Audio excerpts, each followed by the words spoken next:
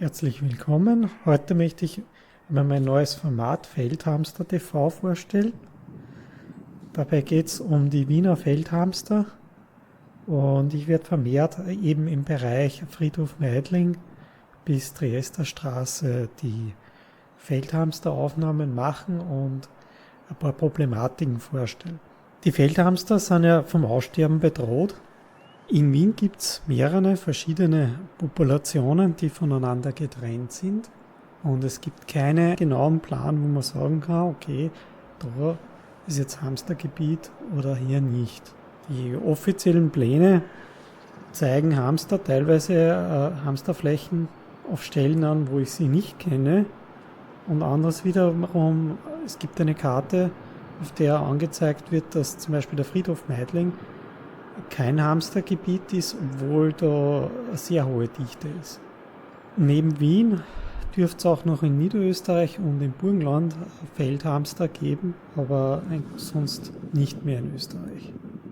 Ich kenne die Population jetzt vom Friedhof Meidling und bis zur Konradstraße.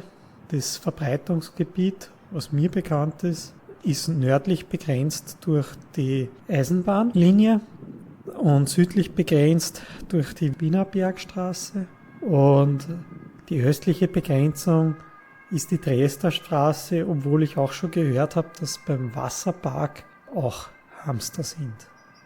Am besten kann man die Hamster im Moment eben am Friedhof Meidling sehen oder beim Kaiser Franz Josefs Spital. Ich bin meistens beim Friedhof Meidling und werde versuchen, da in Zukunft auch mit einer guten Kamera Aufnahme machen. Heute zeige ich einmal einen Teil mit der guten Kamera, das was am Anfang da ist, und danach noch ein paar Handyaufnahmen, wo ich einmal so einen Hochzeitsmarsch mitbekommen habe und eben wo man sieht, dass die Hamster direkt an der Straße leben, auf der Konradstraße, die überqueren und Gefahr besteht, dass man es überfährt. Die größte Gefahr für die Hamster waren letztes Jahr die Rattenbekämpfung mit Rattengift. Da hat es eine Sendung gegeben vom ORF, vom Bürgeranwalt oder Volksanwalt über das Thema. Da sind vermehrt Rattenköderboxen ausgelegt worden in dem Gebiet, wo die Hamster leben. Es gibt eine Regelung, die sagt, 50 Meter rund um ein Hamsterloch oder Hamsterlöcher, besser gesagt, sind Rattenköder verboten. Das ist mir persönlich noch zu wenig, weil ich weiß, dass genau in der Hamsterregion auch sehr viele Raben unterwegs sind. Und Raben sind ja Aasfresser. Und wenn man jetzt die Ratten vergiftet, selbst wenn man die Rattenköder auf einen Ort aufstellt, wo die Hamster nicht hinkommen, könnte es ja sein, dass die Ratten im Freien verenden und dann von den Raben gefressen werden. Die Raben stehen jetzt nicht direkt im Naturschutz als streng gefährdete Art, dürfen aber ganzjährig nicht bejagt werden. Vergiftete Ratten könnten auch Greifvögel wie auch Aasfresser oder auch Füchse zusätzlich mit vergiften und töten. Das ist die Frage, ist es dann noch gerechtfertigt, dass man Giftköder gegen Ratten einsetzt? Beim Martin Luther King Park, also nahe der Triester Straße, habe ich auch heuer wieder Hamster gesehen. Letztes Jahr im Frühling waren da sehr viele, bevor eben diese Vergiftung durch die Rattenköder passiert ist. Heuer gibt es sie noch, aber halt selten. Es ist schwierig, den Leuten beizubringen, dass sie ihre Hunde an die Leine bringen müssen. Die Hunde müssten außerhalb der Hundefreilaufzonen immer an der Leine gehalten werden, wegen dem Straßenverkehr, in der Sicherheit des Menschen und auch wegen der Sicherheit der Hamster. Leider habe ich noch kein Schild gesehen am Martin Luther King Park über die gefährdeten Hamster von der Stadt Wien.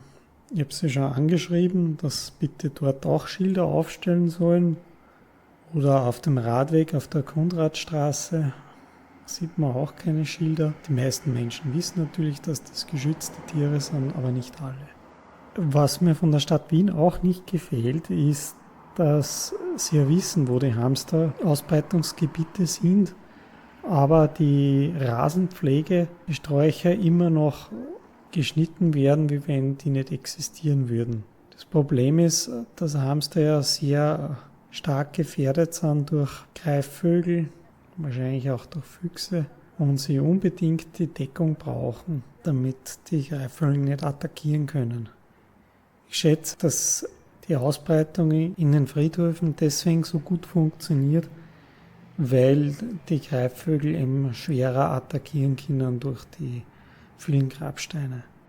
Am aktivsten sind die Hamster 1 Stunde vorher bis 1 Stunde nach dem Sonnenuntergang. Die Hamsterpopulationen direkt an den Straßen und eben auf den Spielplätzen sind diejenigen, die sie am wenigsten fürchten. Da manche Leute die Hamster auch gefüttert haben, kommt es dazu, dass sie ziemlich nahe kommen. Ich würde aber in jedem abraten, den Hamster zu berühren, weil die können sehr aggressiv reagieren und beißen. Es ist auch für Hunde gefährlich, nicht nur für den Hamster, wenn der Hund den Hamster jagt, sondern auch, die haben die Angewohnheit, dass sie eben Füchse in die Nase beißen, und das werden sie auch bei Hunden machen.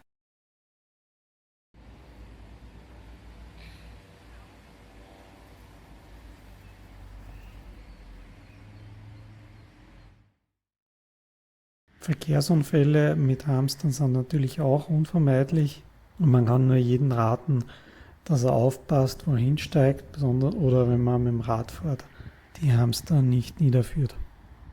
Beim nächsten Feldhamster-Video zeige ich die Hamster beim Ernten.